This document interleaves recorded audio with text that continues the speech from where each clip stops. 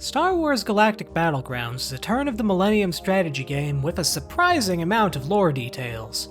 It's terrific, and despite releasing a lengthy video on it earlier this year, I still have a few more things to say about it, particularly about the buck-wild story in the game's Primus strategy guide, but I'll save that for the end of the video. Right now, I want to talk about how a few talented members of Galactic Battlegrounds' modding community took the game and ran with it. Dare I say, expanded it. I want to tell you about Star Wars Galactic Battlegrounds' expanding fronts. For the record, I did know about the mod going into the Galactic Battlegrounds video, but I was not prepared for how many people were interested in my take on it. But believe me, I'm happy to oblige. The amount of work that went into expanding fronts is kind of absurd. It basically doubles the number of playable factions, with each having their own building designs, standard units, and even a few unique units and technologies, just like the base game's factions enjoy. For example, the New Republic's unique unit, the V-Wing, as seen in Rogue Squadron. They even included the cluster missile attack it had there too. Kind of nuts how well they made it work in the RTS context. The factions of expanding fronts are quite impressive, spanning not only different eras of Star Wars, but also different canon continuities. Like, you have the aforementioned New Republic faction, as well as their counterpart, the Imperial Remnant faction, a matchup you saw in more than a few Star Wars Legends era works. But alongside them, you also have the modern Disney canon factions, the Resistance and the First Order. Gotta say, the creators of Expanding Fronts almost certainly put more thought into the combat doctrines of these factions than anyone involved with the new trilogy. The First Order has some interesting trooper-based bonuses, with one of their unique units even amusingly being the They Fly Now trooper themselves. The prequel eras have new factions too, with the Geonosians being split off of the Confederacy of Independent Systems into their own civilization, with the existing Confederacy faction becoming more akin to their later appearance in Episode 3 in the Clone Wars properties. Even on top of all this, the mod creators saw fit to add in the Black Sun and Zan Consortium crime syndicates. Both make use of Night Sister unique units, Night Sisters being the space witches you may have seen in more than a few Legends and modern canon works. You might also recognize the Zan Consortium as the faction added in Empire at War's expansion, which I swear I will come back to someday once I can figure out which mods to use to make the balance not feel terrible. Anyhow, all of this to say, the work that went into Expanding Fronts is staggering and deeply respectful to many different eras of Star Wars. There's even a few custom missions packaged with the mod. But before I start talking about those missions, I want to compliment the mod team on their technical mastery of the game. Like, to start, the installation instruction guide is legitimately better than most of the enterprise software documentation I deal with for my day job, going so far as to explicitly point out conflicts with other mods and giving guidance as to how everything should look when the mod is properly installed. But this is merely where their mastery begins. The configuration tool the mod comes with has a variety of impressive settings. Most impressively, the ability to make the game run at 60 frames per second. Yes, you are seeing this footage correctly. It is noticeably smoother than the unmodded game as a result. Now, having no perspective on the game's actual code, this might have been easier to pull off than I'm imagining, but at face value, this is very impressive, if not just on the part of the mod team, perhaps also on the part of the original developer. It is very, very common for games, particularly games of this period, to have important aspects of the gameplay tied to the frame rate. I also want to compliment the mod for shipping with its own widescreen options, cutting the annoyance of having to find a compatible widescreen mod completely. It looks great at 4K, though the game's interface itself is quite minuscule. I wish there was UI scaling, or at least a big UI setting. Given how impressive the overall project is, I would imagine there's one or more annoying technical limitations preventing that kind of thing from being easily implemented. But anyhow, on to the custom missions. First, there's Battle of the Galaxy Jakku demo. I get the impression this was supposed to be part of a wider Battle of the Galaxy series of missions, but couldn't find anything indicating there were more of them anywhere. Regardless, the quality hits you immediately after you launch the mission. For one thing, it features voice acting. made a crash landing east of your current position. Make your way over to the crash site and recover whatever materials survived. As you can see, the mission starts baseless, with you marching a rebel army across Jakku to capture an Imperial research facility to use as a staging ground to crush the local Imperial remnant forces. Note all the custom art assets here, such as these wrecked AT-ATs. This is perhaps one of Expanding Front's most striking features. A lot of very talented artists likely worked very hard to create these, and they blend with the game's existing assets so well as to be seamless, which is quite the feat to pull off, particularly when incorporating visuals from the sequel trilogy. As I engaged the research facility to capture it, an unfortunate issue arose. The trigger to turn the base over to you is to eliminate all the enemy units around the base. This is made considerably more annoying by the presence of enemy anti-air units that will run away from you and leave the base area itself. This behavior is something of an AI quirk. You don't have any air units in your starting force, so it makes sense they would avoid you. However, this makes capturing the base a matter of hunting them down, less an enjoyable direct fight. This is exactly the kind of thing I can see tripping up community mission designers. It makes perfect sense in the setting that there be mobile anti-air defenses at this Imperial facility, particularly right now with allied and enemy fighters mock dogfighting in the skies above your forces. But the functional impact to you, the player, by their existence is an irritating game of hide and seek. Not ideal. But they didn't get too far, so it's not that tremendous an issue to hunt them down, with the base being turned over to you afterward. Now the real mission begins. A traditional fight against two sprawling enemy bases constantly pumping out units at you. An allied rebel commander to the northwest assists you, though their forces are largely scattered and weirdly ineffectual. Add all of this to the constantly spawning allied and enemy fighters, and there's just flat out a lot going on. I'm reminded of a phrase I read on a Free Space 2 modding community forum once. Battle of Endor Syndrome, they called it. Mission design that deigns to make the player feel like part of a massive conflict with tons of moving parts, but ultimately winding up unbalanced or overly busy as a result. I wouldn't say it fully crosses that line, but it's up there. Certainly a grind to slowly creep your way towards the enemy bases, but I wouldn't expect that to be too different from the original game's more intense missions in that respect. Just again, it is kind of a lot. Though perhaps only this level of combat could justify the level of Imperial remains on Jakku at the time of the sequels. Either way, worth experiencing once as part of this mod for sure. Now, Falcon's first flight, another mission packed with the mod, is the polar opposite of the Jakku scenario. The mission purports to tell the story of how the first owner of the Millennium Falcon acquired it, before Han or even Lando had it.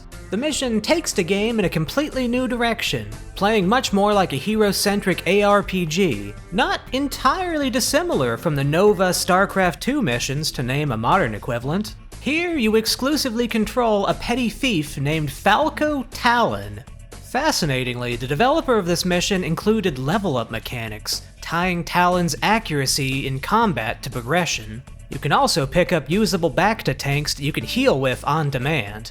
I can't imagine this was easy to implement in this engine, particularly for a scenario that apparently first came out in 2002, when this kind of mission design had only started to get its footing. Unique gameplay aside, the star of the show here is the fully voiced story, which honestly sets a new bar in terms of Galactic Battlegrounds missions. I take it you didn't come here to discuss how great your ships are, so you might as well get right to the point.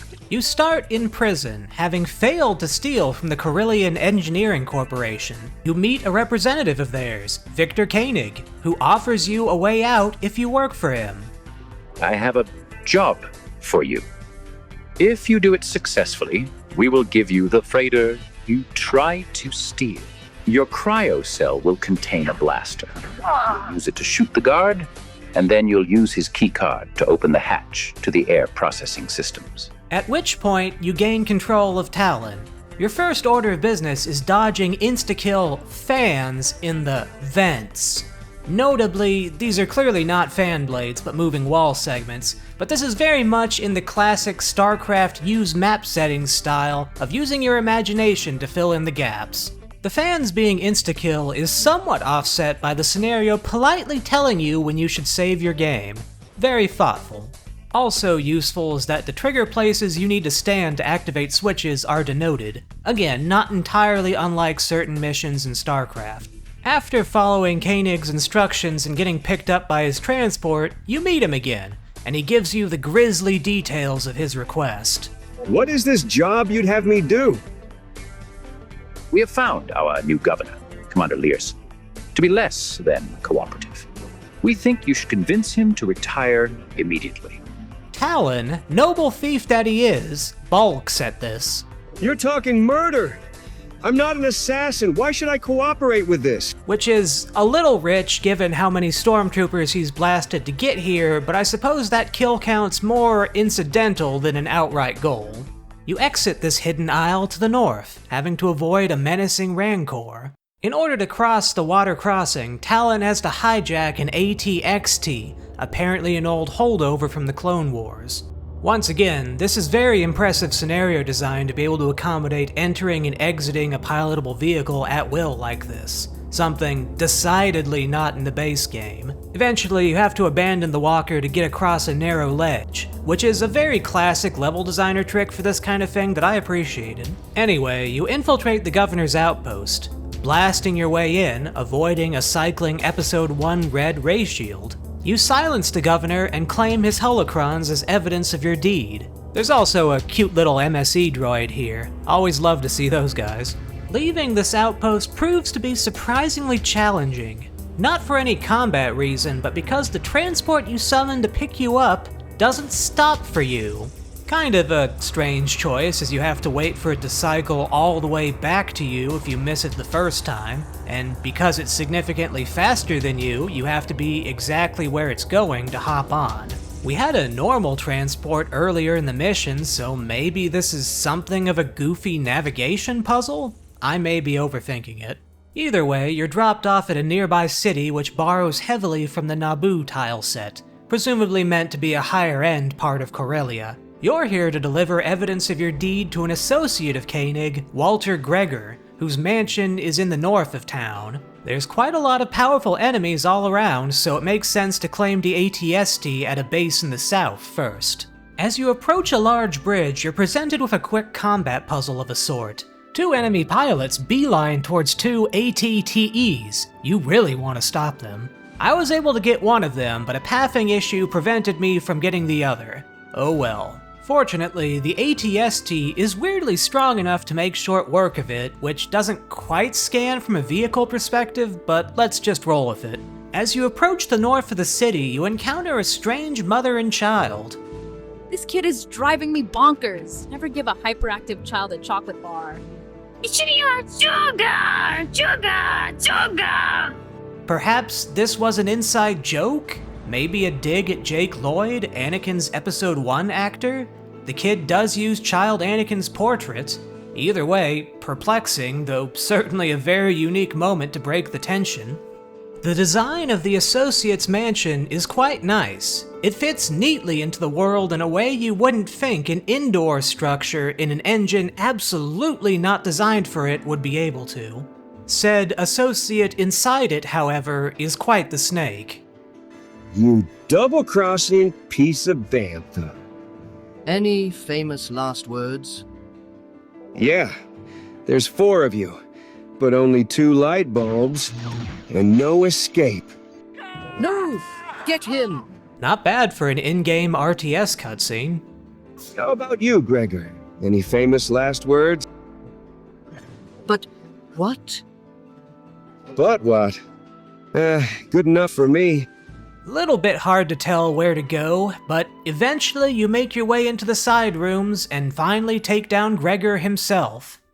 The final location on the map is the Corellian Engineering Corporation ship factory, presumably the very same one you were trying to steal a ship from in the very beginning. Quite the circular hero's journey, I suppose. Waiting for you in the ship production line is Koenig himself, in his Koenigstiger, a prototype shielded AT-XT, the final boss of the mission. There's a control panel in this room that turns off the AT-XT's shields, but if you don't stand near it, the boss will quickly move to the panel and turn them back on. Now, I see a lot of moving pieces in this room, so maybe I was supposed to lure it into the production line itself to damage it, but that doesn't quite line up with having to stay near this control panel. So my only option for dealing damage to it was just to plink at it with the standard blaster attack. This doesn't quite feel right though, because I had to burn all my Bacta containers and dodge it for a time while my health regenerated for the final stretch. Bit of an annoying final boss in that context, though I'll cop to me potentially missing something here. After you defeat the walker, Koenig runs to the landing platform that the freshly made legendary ship itself is parked on. Don't even know how to fly your own ship, do you, Victor? Wait! Maybe we can strike a deal. No more deals. And with that, you escape Corellia on your rightfully pilfered YT-1300, which you dubbed the Falcon. I guess the Millennium part was added later? Either way, a genuinely stellar scenario all around, and arguably more of a story than a few of the base game's entire campaigns. And while this isn't the modern or Legends canon origin story of the Falcon, I appreciate deeply what it's going for. And in the vein of my previous Galactic Battlegrounds video rating how canon each of the campaigns feel, I give this one a solid 8 out of 10. Now, there is a third mission packed with expanding fronts, but unfortunately, it does not appear to have quite survived the test of time. It's a mission where you play through the opening of Episode 1 as Obi-Wan with the assistance of Qui-Gon. I'd love to say more about it, but it fails at the first door trigger. Despite standing as on top of it as possible, the door opening trigger does not fire, rendering the mission impossible to proceed with. This unfortunately renders the scenario a 0 out of 10 for canonicity, because we know very well that Trade Federation doors do not stop Jedi like this. Setting aside the missions, I really want to emphasize how many game assets are included in the project. Galactic Battlegrounds with the expanding fronts content may just be the greatest digital Star Wars toy box ever. If you crack open the scenario editor, you can set up whole elaborate scenes. It's no wonder that the top Steam screenshots for Galactic Battlegrounds clearly use expanding fronts assets. Like, you're bound to see the pod racers. The whole set were lovingly added to the game. You'll also likely see shots with the Confederacy ships introduced in the intro sequence of Episode 3. I don't think I can fully convey the sheer number of new units the Expanding Fronts creators added to the game. But here's another good example. Take a gander at the entirely new Resistance faction's hero roster. For God's sake, they added Babu Frick and Rose. A lesser team may have ignored many of these heroes, but they respectfully added them to the roster for use in scenarios as seamlessly as if the original devs themselves had made the faction. Now, the really cool thing with all these additions to the game is that other creators can take them and make full-on missions of their own, like the ones I talked about earlier. There's a website called Star Wars Galactic Battlegrounds Heaven that seems to be the place to go to pick up new scenarios and campaigns. This site has been around for nearly as long as the game itself, so major props to whoever is paying to keep the hosting going after all this time. I filtered the campaigns by published date and decided to check out the most recent using Expanding Fronts assets. Published in 2025, Star Wars The Clone Wars campaign, which allegedly has 14 whole missions covering a variety of places in the miniseries and later Clone Wars cartoons. Admittedly, of those 14 missions, I didn't get particularly far because, with the utmost respect to the scenario creator, I'm sorry, but this first mission is kind of all over the place. On one hand, I see the vision, replicating the battle on the Banking Clan's home planet from the beginning of the miniseries. But from a pure gameplay perspective, this isn't working for me for a few different reasons. Now, I've played more than a few complex baseless missions in my day, but this one starts you out with just General Kenobi's gunship, without clear instructions on where you're meant to go. It took a while, but I spotted a button trigger on the map right here. I landed there, and then the mission actually started. Maybe this is kind of on me for playing at 4K resolution, but I still think this could have been signaled better, or maybe just skip this part being player controlled completely. After you land though, hoo boy, friendly units clown car out of the transports at a comical rate, and the engine really doesn't like it. Massive lag, slow down from the sheer number of units on the map. Speaking of the map, the intended path through the city is not particularly clear either. Encountering all of these factors together, I elected not to continue. Again, I see the vision, but to say this feels like another Battle of Endor syndrome situation is putting it mildly. I'm not feeling the needed design focus required to get the balance right. I do give the creator credit though for even so much as getting this far. Of course, outside of the custom missions, I expect most people who download the mod to be playing the Skirmish mode. I would be remiss if I didn't discuss my experience trying that out. I set up a 3v3 with various goodies versus various baddies, with me joining the game as the New Republic faction. Turns out they have cool ant-droid workers. Not quite sure where that comes from in the canon, but they're pretty impressively animated. As the skirmish entered the first few minutes, it became abundantly clear that the map I had randomed into had everybody basically starting on top of each other. Every AI raced to put up walls too, leading to one of the first instances I've ever seen of Paradox Game-style border gore in a traditional real-time strategy game. As all my neighbors quickly climbed the tech levels, something else became quite apparent. I'm not particularly good at Age of Empires style strategy games. Part of me wants to believe that expanding fronts may have considerably improved the standard difficulty AI behind the scenes relative to the base game, but I may just be coping. In my defense, I played a lot more Rise of Nations than I ever did Age of Empires or Galactic Battlegrounds. Really missing a lot of quality of life features from that game, if not just the infinite unit queuing. But yeah, as I could see things not going particularly well, I decided to call it quits on the first skirmish fairly early.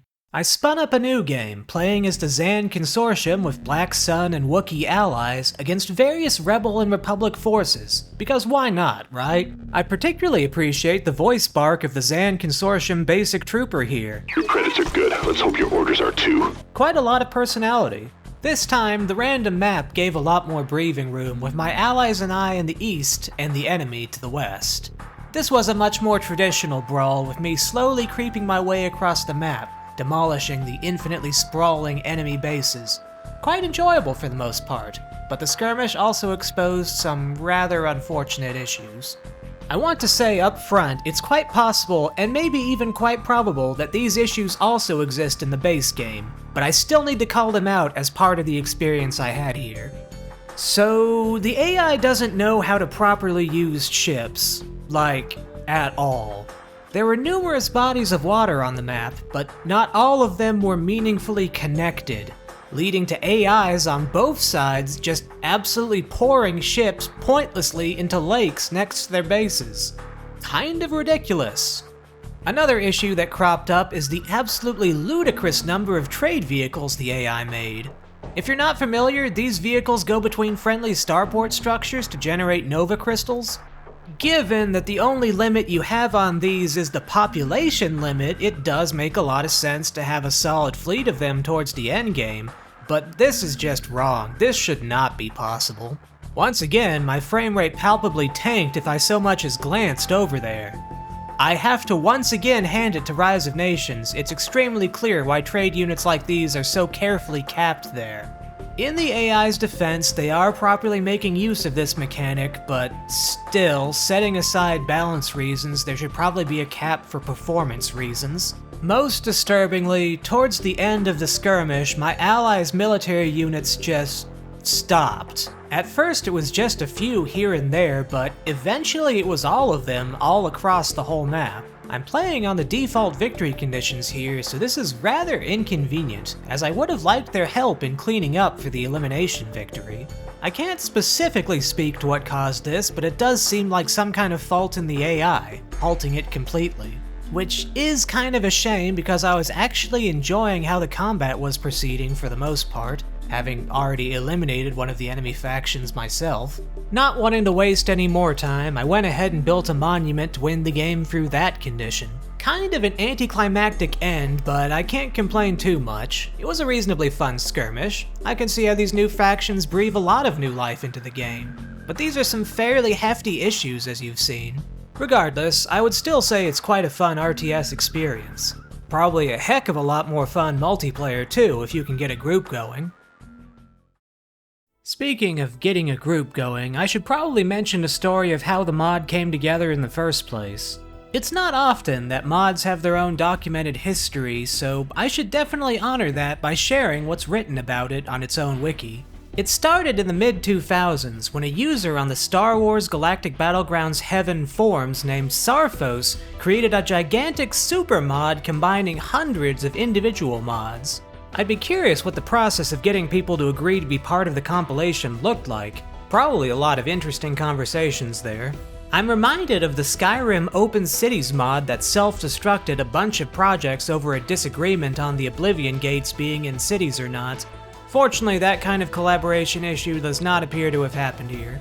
Over time, many more contributed to the mod. The factions began taking shape, and eventually it was fully rechristened as Expanding Fronts. The first beta releases of it came out in 2013, and it was fully publicly released in 2016. Since then, the mod has been in active development, with the most recent release being last year. Huge credit to those on the Expanding Fronts development team who have kept the vision alive and taken it to new heights. Now, getting back to Galactic Battlegrounds itself, there were a few things people commented on in my previous video on it that I wanted to cover. Surprisingly, there is actually an in-universe justification for robotic worker units to have food production costs. The game's manual highlights that there are Ugnaughts in these buildings who eat said food and produce the droids. What a strange Snowpiercer engine component-like existence they must have. One can logically extend this to other military production facilities for other robotic-focused factions, and that's quite a lot of Ugnaught death if you stop and think about it. Something else people mentioned was the hidden secret missions embedded in certain campaign scenarios, such as the one in the first Wookiee mission. You can only discover it's even there if you use map cheats to see everything. I won't go fully into it because I think CMS Terra Nova did a wonderful job cataloging all of Galactic Battlegrounds' hidden elements, and you should really check out his video if you want the full details. He even points out all of the surprisingly hidden Mara Jade sightings. But the main thing I missed is the Legends canon story in the game's Prima official strategy guide. Yeah, you heard that right. There's a whole classic canon story enclosed in Galactic Battlegrounds strategy guide. Have you ever heard of such a thing? Has this kind of in-universe fiction been done in any other strategy guide ever? The closest I could find in my selection of strategy guides is Myst 3, helpfully detailing the implied timeline of events and background elements of the game, but that's not really the same thing.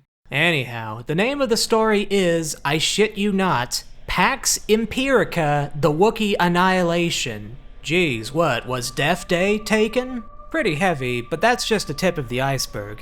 Also, I'm not a linguist, but I'm pretty sure that should be Empirica with an I. Regardless, this is the story of the Empire's invasion of Kashyyyk from the perspective of a stormtrooper named Wason Dower, presumably no relation to a stormtrooper named Ross Dower.